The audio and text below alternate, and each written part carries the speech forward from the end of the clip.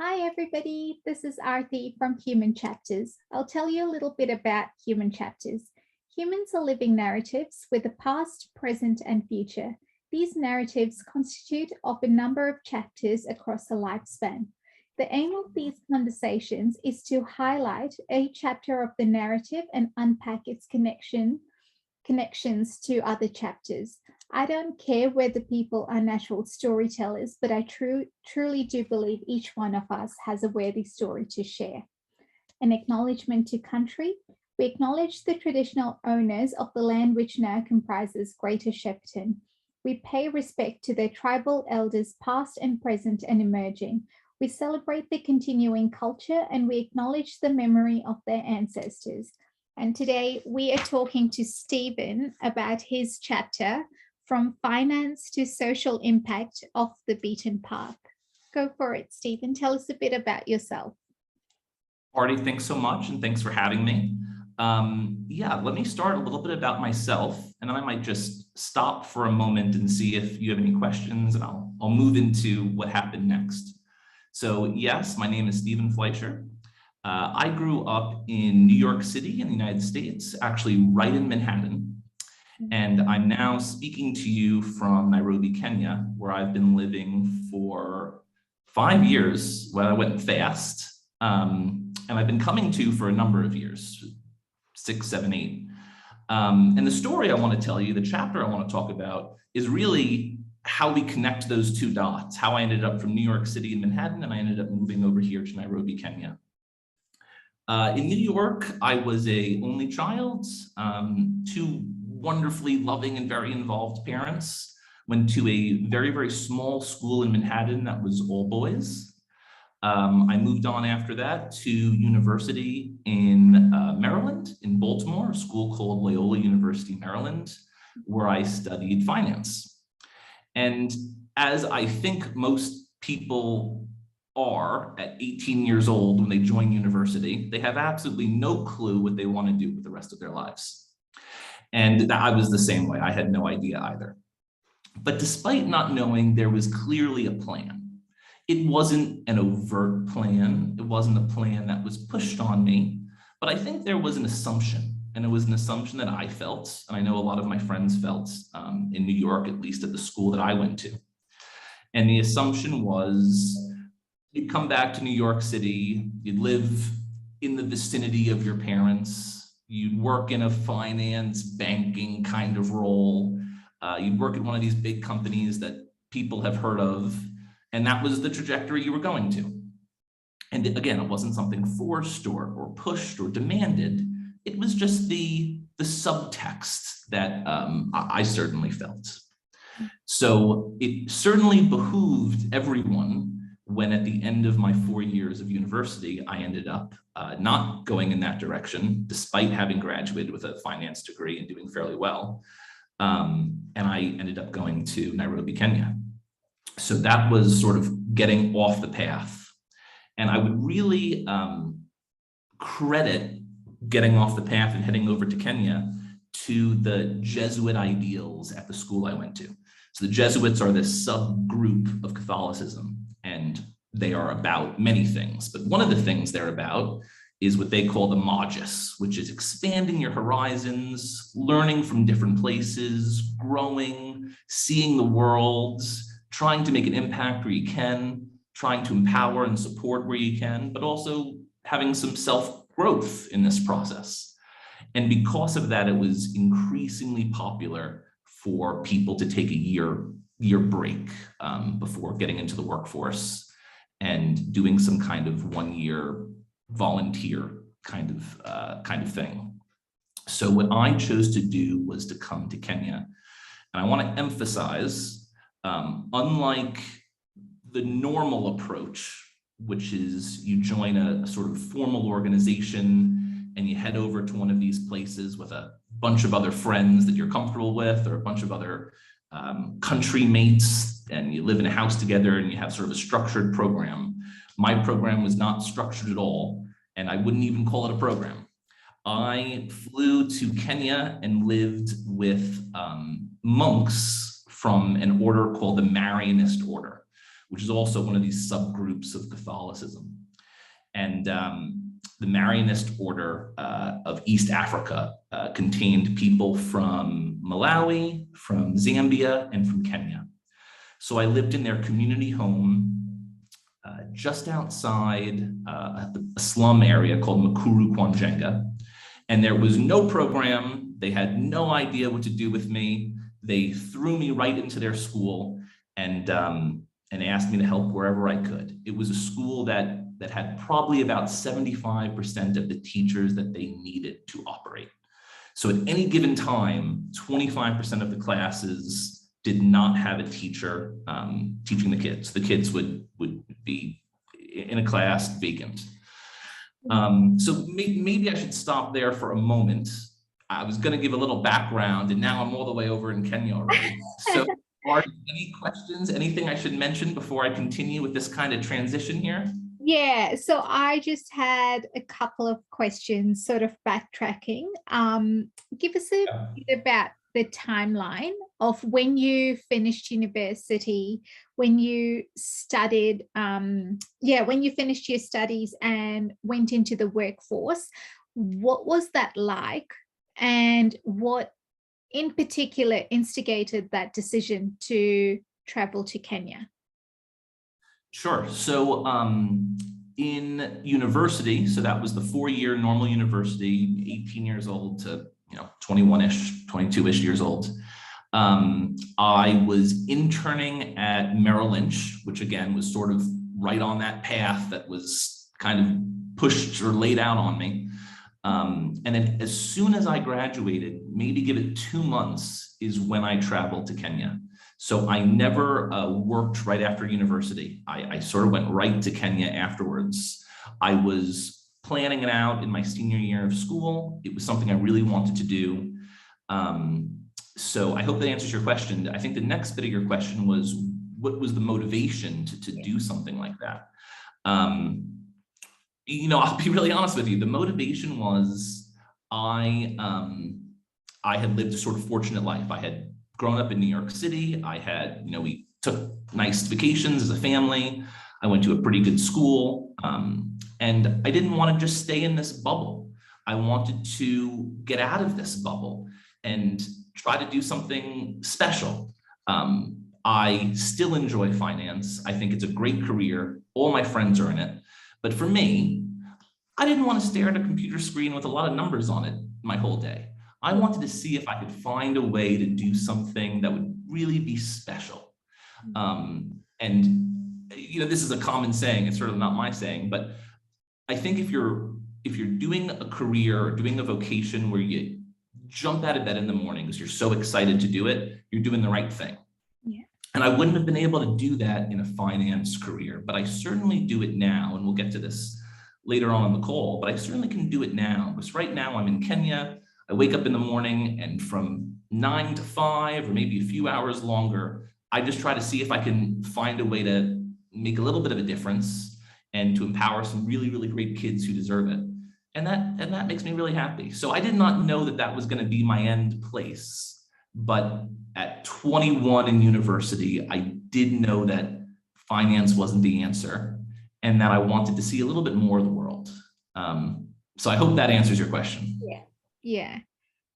And then, sorry, one more question. You said expanding the horizons value. What about it at school made you resonate with that particular value deeply?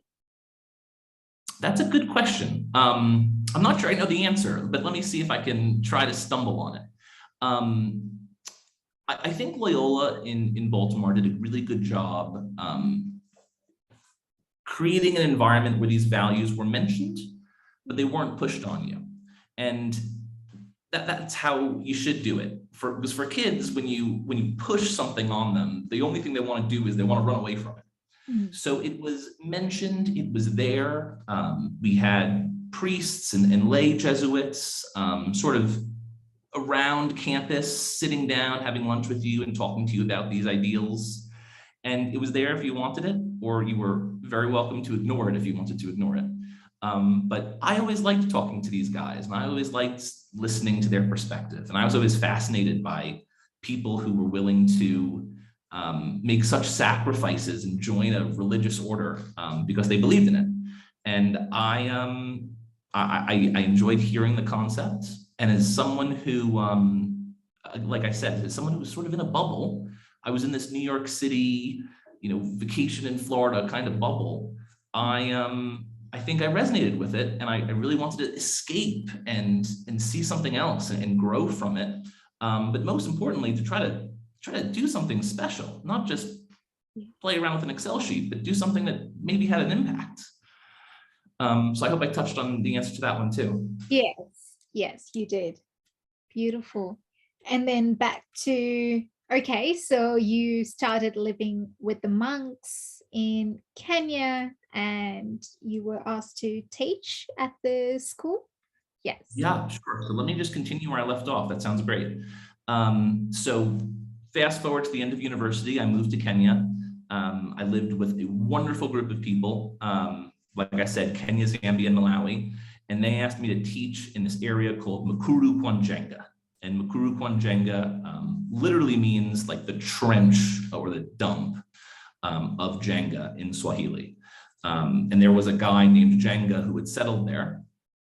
And it eventually became, unfortunately, an area that they call in Kenya a slum.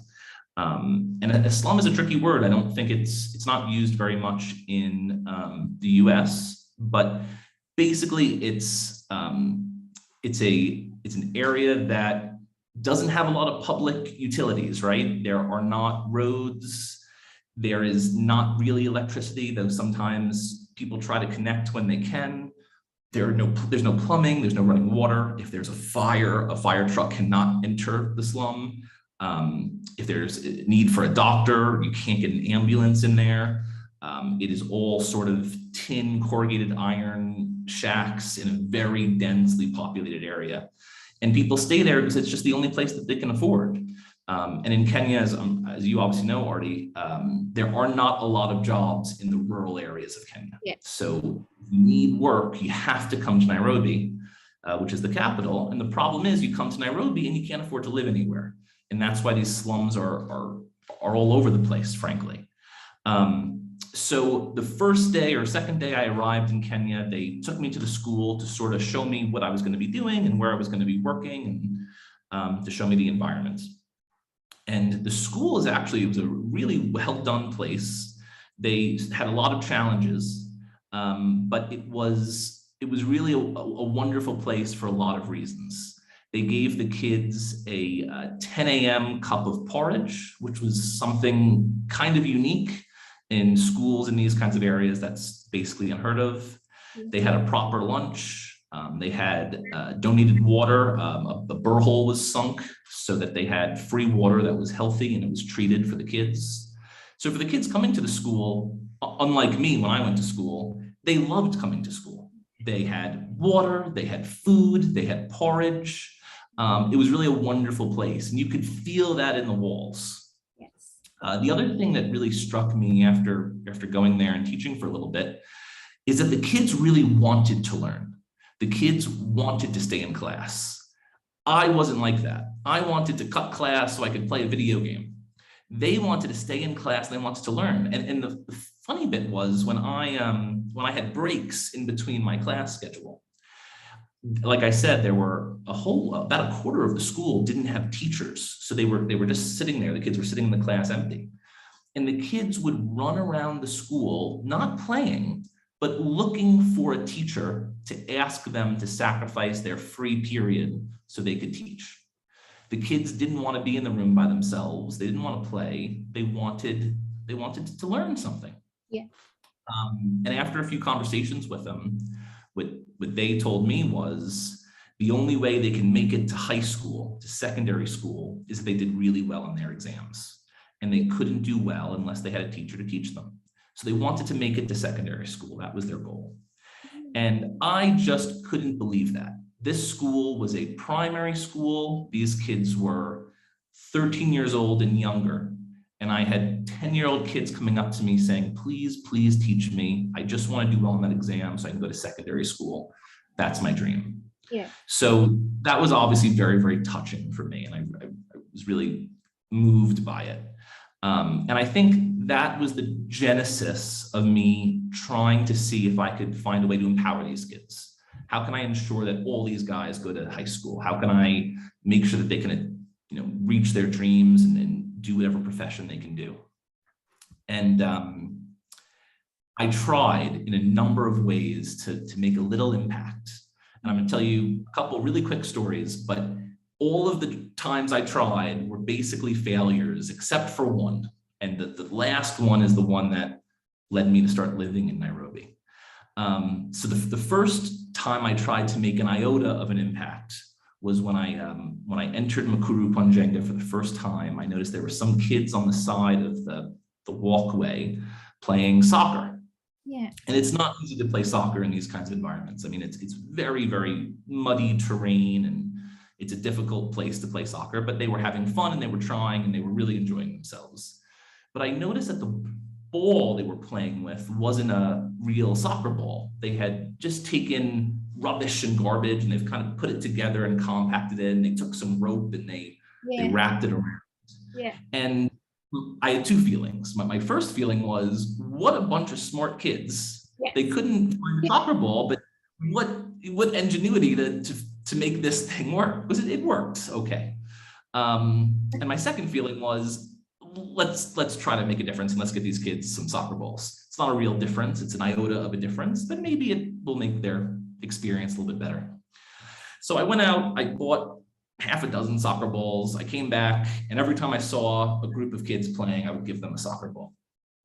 And this story, the moral of the story before I finish it, is this is an example of why you can't just fly in from America and expect to make a difference without understanding the culture and understanding how things work. You can't just throw money at the problem. You have to understand the issues, understand the problem. And I did not at all, because it was about 2 days where I saw kids playing with proper soccer balls. On the third day, the parents of all of those kids took the soccer balls from them. They went out into the traffic, so in the roads of Nairobi, which are often bumper to bumper traffic, and they sold the soccer balls in the roads. And obviously whatever they made was a profit.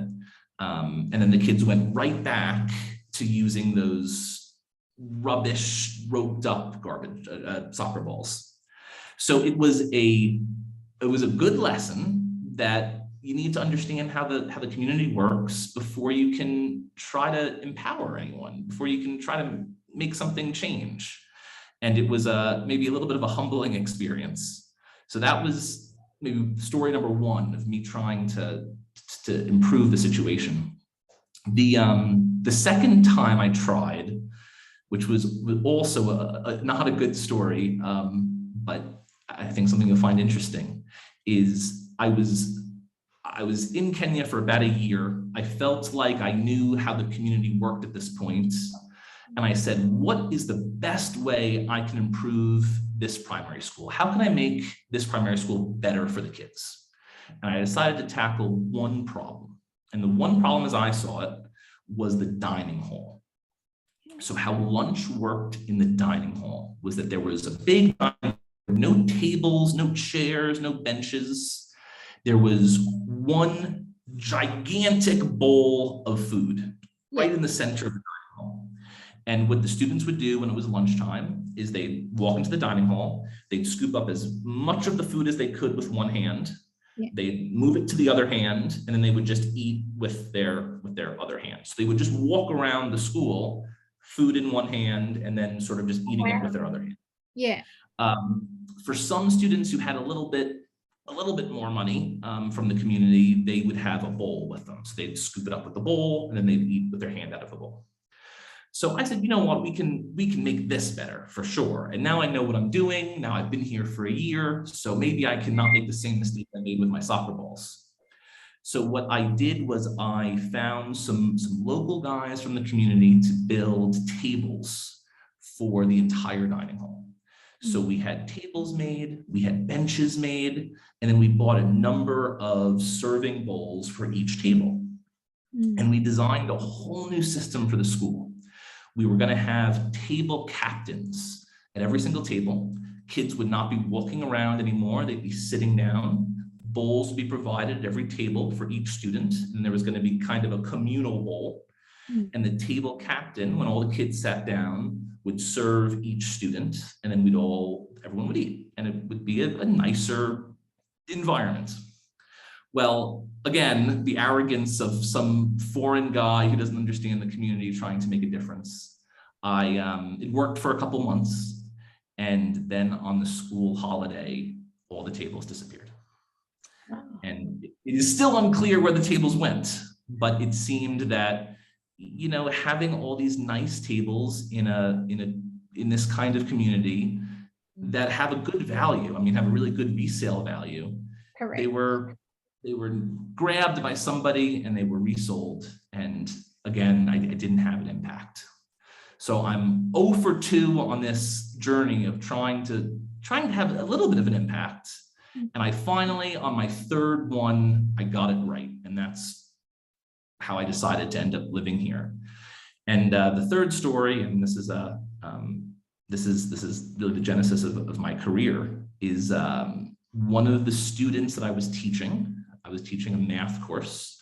I was always very, very good at math, and I felt very comfortable teaching some of the tough math courses. But one of the students that I was teaching in class 8, so right before high school, came up to me and said, "I just want to thank you for all your teaching, and goodbye forever." I said, "What do you mean goodbye forever? I'm sure we'll see each other around." And she said, "No, unfortunately, my parents can't afford high school. And they're worried about being able to afford high school for my younger siblings. So what they've decided is that I am going to be going to Somalia, and there's a man there who I'll be marrying, and he's sending over some money and some cattle and a variety of other things. My parents are hoping that through the gain of this transaction, if you will, they'll be able to afford school for their younger siblings." So obviously that was astounding to me, coming from New York, city and university in Maryland. So I sat down with the mom and the dad, and I said, how can we help? Because school is $1,000 at most, and we could maybe figure something out. And the mom was very grateful and was very happy to hear that maybe her daughter would go to high school. The dad was not. The dad was very, very upset. He had made a deal. There was an arrangement. There was negotiation. A deal was struck, and there was no interfering with his deal, and it was not appropriate for me to get involved. So after a number of meetings, we decided to, we convinced the dad, and we sent this one girl to high school. And she wanted it so bad. She was so interested in going to high school and going down a different path, right? She didn't want to go down the Somalia marriage path. She wanted to get an education. And in my opinion, because she wanted it so much, that's why she did so well. So first term, she was number 2 or 3 in her class. I can't remember exactly, but she was in top 3 students. I do remember that. She was getting straight A's, and she continued doing so for her whole career. And that was kind of the genesis of me deciding to start a nonprofit, because that was the first time, that was the first time it worked. I had failed 2 other times. I had thought of other ideas that I knew wouldn't work. And this was the first time I saw that I was actually empowering someone to do well. And that was very special to me. It was really great for me.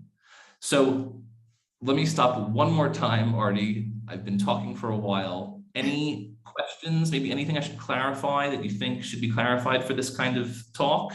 So I wanted to know, when you first moved to Kenya and started living with the monks, and on the second day you said you were sent to the school, what was your initial transition like? Again, obviously there's a stark comparison between your life in New York and your life in Kenya, but what are some of the things that you deeply resonated with, and some things you didn't? Just some profound moments even. Sure. The transition was radical. It was a very, very incredible transition. What's interesting was, despite it being a radical transition on paper, it was not a radical transition in my heart, if that makes sense. Yeah. I will continue, I expect, for almost the rest of my life to tell people, and it's the truth, that 1 year living with those monks was the happiest year of my life. We couldn't afford food. We had beef 1 day a week, and we had fish on Fridays, as is sort of the old Catholic tradition. Every other day there was no beef, no fish, nothing like that. We ate rice and beans. We ate a lot of dinners would just be ugali and sukuma wiki, 2 Kenyan staples. And despite that, I was the happiest guy in the world. We would pack into these little buses called matatus. We'd head over to Mukuru Kwanjenga. Mukuru Kwanjenga was a challenge to walk through. I fell a number of times on my face, mud everywhere. I'd have to go home and get changed so I could be presentable for the kids. We lived right on this, frankly, a highway, Mombasa Road. And to cross Mombasa Road on the way home, there was no crossing. So you'd have to sprint to the median, stop there, and then try to gain the courage to sprint across again. And like I said, it was the joy of my life to this day, living with those guys and working hard to just try to give a good education to kids who otherwise would not be able to get a good education. So to answer your question in one sentence, it was a stark transition, but I never thought about going home once. I really was very, very, very happy. And I don't know why, but I really just enjoyed, trying to live in and take in the culture and try to make a little bit of a difference and try to meet some great kids. It was wonderful for me. Absolutely. And my other question was, you talked about, so in terms of story 1 and story 2, you mentioned that you didn't understand the problems, the culture per se. How did you engage with the communities to try to understand their culture, their way of being and living, but then also having it being reciprocated towards you? Right. Well, before I get into it, let me just say, when I say fail for those 2 stories, what I really mean, and I do mean fail, but what I really mean is it was not a sustainable and lasting difference, right? It's wonderful that those kids got to play with a fancy soccer ball for 2 days. But 2 days is not the kind of impact you're trying to make. You're trying to make a long-term impact. And what they always say is you want to teach someone how to fish. You don't want to give someone a fish. You want to teach them skills that will make them independent and that'll last for years and years. And I obviously didn't know how to do that because I didn't understand the community. I was clueless. I came down from somewhere else and I thought I knew everything and I did not. So the answer to your question now is, how did I sort of learn the culture and how did I understand the community? Yeah. And I don't think I have a long answer to that. My answer was I talked to everyone. Yeah. I visited kids' homes. I met kids' parents. I sat down with the teachers who lived in the vicinity, and I asked 10,000 questions. That was my conversation style for a year. I just asked 100 questions. And to some extent, they asked questions back. And I did enjoy explaining my culture and what things were like in the US to them, but it was more the other way around. Yeah. I knew I was clueless. I knew I didn't understand. I knew I wanted to do something good, but I knew I didn't know how. So I just asked a million questions. I visited in that year probably 100 different people's homes. And usually you bring a little gift. I'd bring a little food staple or something, and we just sit down and talk. And I'm very grateful to the brothers and priests and the monks that I lived with, because they would always go with me. We were very aligned in that way. That was their calling as well, to sit with people and to hear about what's happening in their lives. There's a I'm not actually very religious despite the way I sound, but in Catholicism, there's something called ministry of presence. Yeah. And basically what that means is you don't always have to fix everything. You don't always have to necessarily do something specific. Sometimes just listening and being present is enough. Yeah. And that's what we did. We went to homes and we listened to struggles, we listened to happy moments, and I learned a lot through that, I think. Yeah. Beautiful. And then for story 3, what happened to that girl? Did she continue? She continued through high school. She did extremely well, and everyone has their own dream, right? Yeah. And I didn't know my dream when I was 18, but she actually had a dream. She had a specific thing she wanted. She wanted to be, I don't really know the proper term. She wanted to be a makeup artist. She wanted to do makeup and do hair and do all these little things, do these kinds of things. Yeah. So we sent her after high school to a college kind of course. Yeah.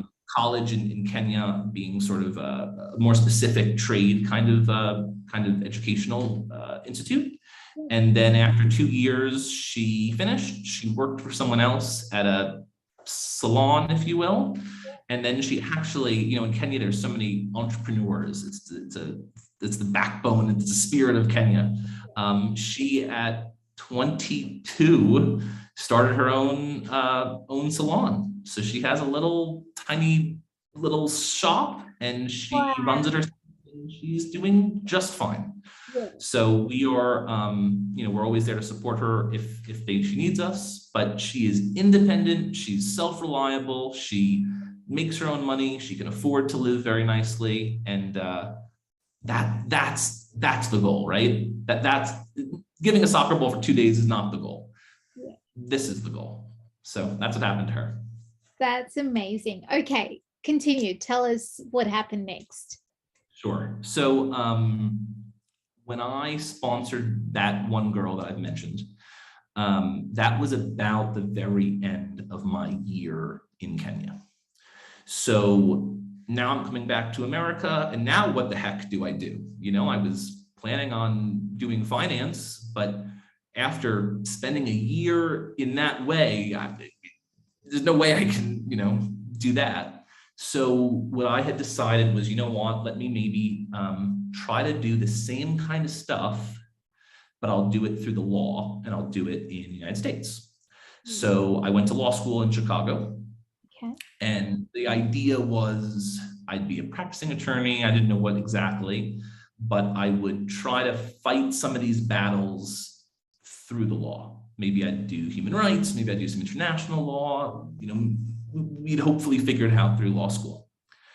So I pursued the law career. I ended up graduating through law school. I worked for a brief period of time. I worked through law school. I did a variety of mediations for a small clinic where people who had disputes couldn't afford to have a lawyer to do a mediation for them. So I did that for quite a while. But all the while, I was still supporting a few students in Kenya. Okay. So I was still supporting this one girl that I mentioned. Yeah. And then I was trying to find more boys and girls from the same area and with a similar spirit to support them as well. Because like I said, this was working. Now I had found a way forwards. So I obviously couldn't afford to sponsor more than just one person. So what I did is I went to all my family members and I said, Dad, can you give me $1,000 so I can help this one girl go to school? Sure. Went to my uncle, went to my mom, went to everyone I could think of, my grandma, my cousins, everybody. Yeah. And we got 6 family members together and we started sponsoring 5 more students, 6 students total. Yeah. And it was a very simple model. It was not complicated. I was in law school at the time. The monks helped me select the best students from that school. We sponsored the best kids who we really thought had the ambition to succeed. And I paid the school fees, and it was simple as that. And after a year, my family members all called me up and said, Stephen, no more of us giving you a check or giving you cash. This is crazy. you need to set up some kind of proper entity.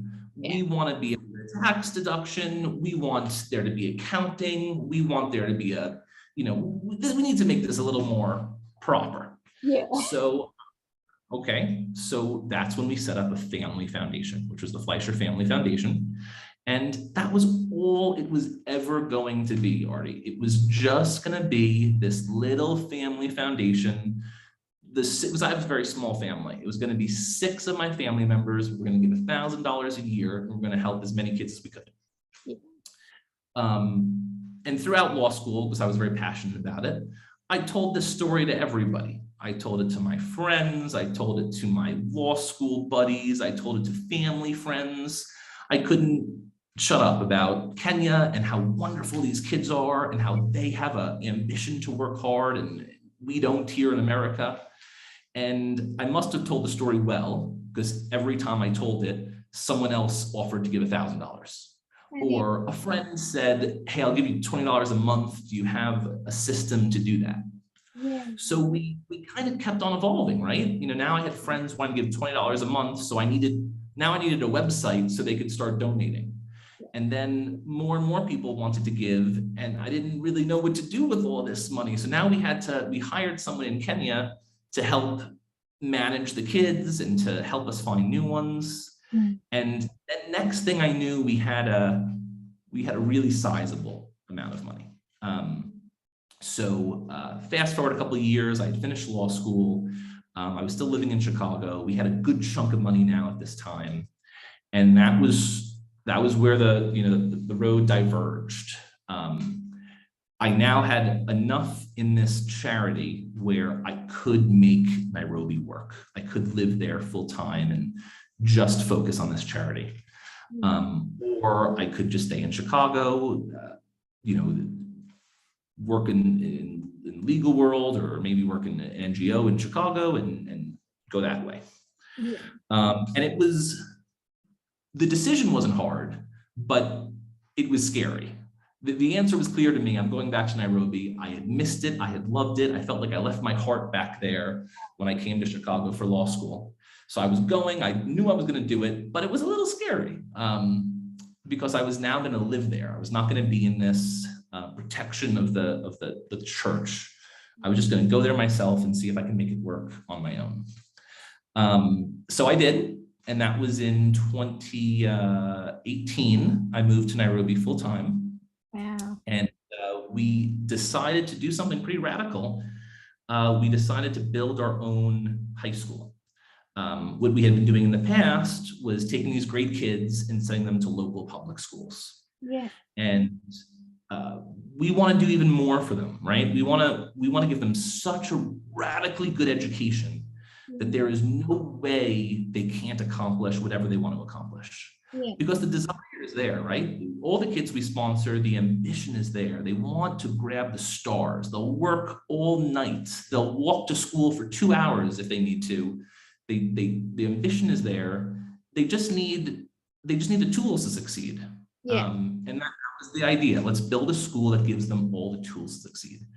And what we decided to do is to build a school with the infrastructure that really isn't provided to anyone in Kenya except for those who are uber wealthy. Yeah. So we're going to build a really kind of quality spot. We're going to have smart boards. We're going to have quality teachers. We're going to have an arts room, a music room, a drama room. We're going to hopefully do plays. We have a little amphitheater that we've designed. So there are going to be some plays that'll be done by the kids. And this is the kind of thing that just doesn't really exist in the public schools. So we've begun on this massive undertaking. We've purchased the land. Construction has already started. We're about halfway through construction. We'll have to do a little bit more fundraising to do the other half, but we're looking forward hopefully to open in January 2024. And then the school is gonna focus its efforts on supporting the same kids that we always support. And this little kind of tiny foundation that was just supposed to be a few family members ended up really expanding. So the foundation's focusing on doing this school project. At this exact moment in time, we went from having 6 kids sponsored from when we were in law school. When I was in law school, now the foundation sponsors 41 students. And all of those 41 students are from the same community, Makuru Ponchenga. Technically minus 3 of them we decided to sponsor in the area where we're building our school. So we have 3 students from that more rural area of Kenya as well. And we just try to keep on growing and try to keep on finding new ways to empower these students. Because I'm of the opinion now, having been here for a while, that if you want to support these communities, this is the way to do it. The only way to do it is through education. If you send a student who wants it to high school and they do well, you can send them to university. And if they can go to university and do well, there are jobs for them after that. If you graduate from universities with an A, with an A-, there are jobs for you. And we just give them the path to do that. We developed some mentorship programs so that during their holidays, we see them regularly. Our mentorship programs are usually full day, 9 to 5, and they usually go Monday to Friday during their holidays. And we bring in guest speakers, we have them do exercises. You know, we try to help teach those things that the schools don't teach, right? The schools don't teach how to shake someone's hand with confidence. The schools don't teach how to have a conversation. You know, the schools don't teach how to look someone in the eye. The schools don't teach how to use a fork and knife and sit at a restaurant and read a menu. So we try to teach some of those things. We try to do some supplementary education. Geography, for example, is something that I feel isn't taught enough. So we teach a little geography. I think that some grammar stuff is not focused on. So we have someone teach grammar. We bring in teachers. One of the newer things that we've started doing is we hire some licensed therapists who come to these sessions that we have, and they have one-on-one meetings with every single student. Doesn't matter if the student wants it or not, doesn't matter if the student needs it or not, they have a meeting with every single student. And for some, the meeting is uneventful and bland, but for others, and I don't know the details of this purposefully, but for others, it's a very critical thing. These kids sometimes have big issues in their lives and they don't know who to talk to about it. And they won't talk to their friends about it. To some extent, I'm not sure they would talk to me about it, but have a licensed, confidential person who they see during every single break from school, and it's the same person, that really has an impact. So that's the gist of this little family foundation. Like I said, and I tell everyone, this was supposed to be a little family foundation sponsoring 6 kids, 6 family members, and now it's a little bit of a bigger thing. But also, like I tell everyone, is this has really been this great joy for me. I am so happy living in Kenya. It's a great place, just period, by the way. Everyone should come here. It really is a special place. But I do not miss, I mean, I barely miss anything from New York. And when I go home to see my family, I'm telling you, Arti, after 2 weeks, I love my family, but after 2 weeks, I say, okay, it's time for me to get back to Kenya already, you know? So it's a very, very happy time for me. I took an orthodox path. You know, this was probably not the way I think most people would have done it. But, you know, it made all the difference for me. It really took me to a great place. I wake up trying to see if I can have a good impact. I try to learn as much as I can so I don't make the mistakes I made in story 1 and story 2. And, you know, on the holidays, seeing these 41 kids who are all sponsored, and all of these students, by the way, one of our criteria is that they come from backgrounds where they could not be able to afford education. So these 41 students would not be in school if it wasn't for all the donors that are supporting us. So it's really great work. I wake up happy, and I'm so glad I made this kind of crazy decision that I made from finance in New York to philanthropy in Nairobi. That's amazing, Stephen. Like, just listening to how your journey has unfolded has given me goosebumps, sort of trying to, like, yes, I've grown up in Kenya. Yes, I was born there, but your journey has been radical, as you've said. It's, yeah, you've totally immersed yourself in communities where I don't know the depth of. I know they're there, yes, I see them, but I haven't lived in them to know the depth Right. of them. So that's absolutely incredible. Congratulations for that. The other thing I was just sort of trying to get my head around was with the foundation. So you have sponsorship as a part of it. Then you have the mentoring programs as a part of it. And then sort of the upcoming or the future one will be this high school. Is there anything else that you are doing as a part of the foundation? We have a couple really tiny little things, but generally the two things are really sponsorship and school. So just to get into it for a second. So sponsorship, we basically say, please support us with $1,000, and $1,000 will cover a student's education for 1 year. In reality, the cost is more like $600, and we of course tell that to all the donors. The extra $400 covers all the other stuff we try to do for the kids. So we find that all the schools in Kenya, for the most part, are boarding. So getting the supplies to go to boarding school is very, very costly. Yes. The uniform is $200. I mean, $200 is an untenable number for kids from these communities. So we use funds for that. One thing we've noticed is that when kids get sick, they don't see anybody. They just go home and they stay sick. Yeah. So we've set up a little medical fund with the excess money. And as soon as any student gets sick, they call us. We will send them to a good hospital. We'll pay the whole bill in full, things like that. Some of the extra money goes to textbooks because we've noticed that not all the textbooks are provided by the school. Sometimes they share in a way that is just awful. 4 textbooks for a class of 25. So we'll offer all our kids textbooks. And then obviously a lot of it goes to mentorship, where we rent out sort of a big space in their community, and we have talks, and we have some catering done for lunches and things like that. So you're right, that's one thing, the sponsorship program. We have the other thing, which is the school construction program. People can donate, and earmark it for the school construction. Some people who are willing to donate enough to build an entire space, like let's say someone wants to build a library or someone wants to build a classroom, we actually dedicate it to that donor. So there's a nice cute plaque that says, in honor of, one of our supporters, whoever. And then the other programs are really tiny. We have 2 other little programs.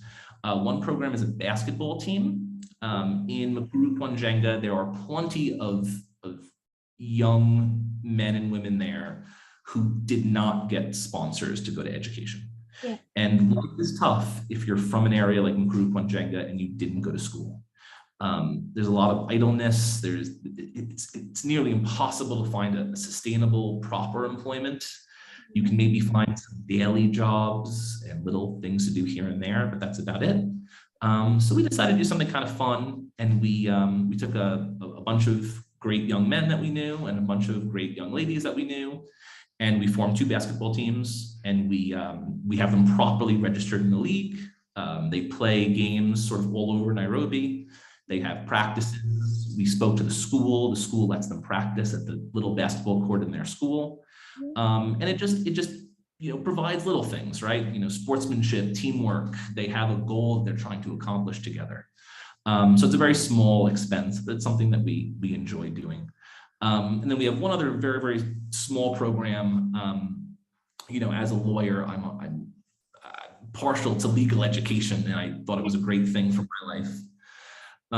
So we do help some university students here from law school attend this one tremendously wonderful educational and legal moot competition. It's this fantastic international competition in Vienna, and we support a few students from law schools here who need some support to attend this conference, but also a sort of very, very small subsect of what we do. Primarily, it's just sponsorship because it works. It really works, and we've had a tremendous success rate with it. Absolutely. And Ashni, from Jikos and Wikos has, tell us about that. She's partnering with you, with the foundation. Yeah, absolutely. So Ashni is the one who connected the two of us, and Ashni is from Jikos and Wikos. And Ashni is so kind to have decided to partner with my little foundation here in Kenya this year. And what she does at Jikos and Wikos is she does a cooking class. It's live on Zoom, and she tells you the ingredients beforehand. You go out and buy it, and you have this really, really fun cooking class. There's a mocktail recipe, a cocktail recipe, and then whatever the dish is. And she charges $15, I believe, for you to get a ticket to join the cooking class. And she takes 100% of the money and she passes it along to a specific charity that she thinks is doing a good job. So honored that she chose us. People have been really generous. You know, it's $15 for a class. We're seeing people give $50 or $100. A few have given $1,000 to sponsor a specific student. So we really appreciate those overpayments for your cooking ticket. And a big thanks and a shout out to Jikos and Wikos for supporting us. And for anybody watching this, sign up, Google them, and come join the cooking class for a great cause. And I'll put the link as soon as I upload your chapter and conversation. That's absolutely fantastic. Thanks a lot, Ashni. And Stephen, have I missed out on any questions? Anything you've wanted to say, cover that I haven't even thought to ask you? You know, I don't think so. I think we had all the points at least I wanted to cover. Yeah. And I think the only thing I have to say is thanks so much for sitting down with me and connecting over Zoom. And I'm honored to have told you my story, and I'm looking forward to maybe some other people, if they have an interest in it, hearing it as well. Absolutely. And before we do wrap up, are there 3 to 5 key takeaways you'd like for anyone in the world listening to this chapter to take away from the conversation? Well, you know, if it's okay with you, I'm just gonna give one takeaway. Because I think this is the moral of the story. And I think the moral of the story, at least for me, and there are certainly many more takeaways than this, but the moral of the story for me is don't be afraid to do something different. Don't be afraid to break the mold and get off path and try something else out. I am of the believer that it's going to work out, and if your heart's in it, you're going to find a way to make it work. It might not seem like it's going to work. It might seem crazy, but if your heart's in it, if you really believe in it, you're going to find a way to succeed. And don't be afraid to make that tough decision. It's a tough one. It was crazy for me. I can't tell you how many times I was kind of scared. That could be a whole nother talk we can do, Arti, about how scared I was to make some of these moves. But go for it anyway. And that's the takeaway that I would focus on. Absolutely. No, thank you so very much, Stephen, for taking the time and being so open with your experience, your journey, and giving us so much to think about and so much, just to sort of try to, see what difference it could make to someone else's life. And for anyone else that's listening to this chapter, please feel free to share it with anyone that may connect and sign up for the Jikos and Wikos cooking class to help out these students. Awesome. And this conversation can be found on Facebook. It can be found on podcasts, whether it's Apple or whatever, it's Human Chapters. And at some stage, I will be putting it on the YouTube channel as well. So, thank you, guys. Sounds good.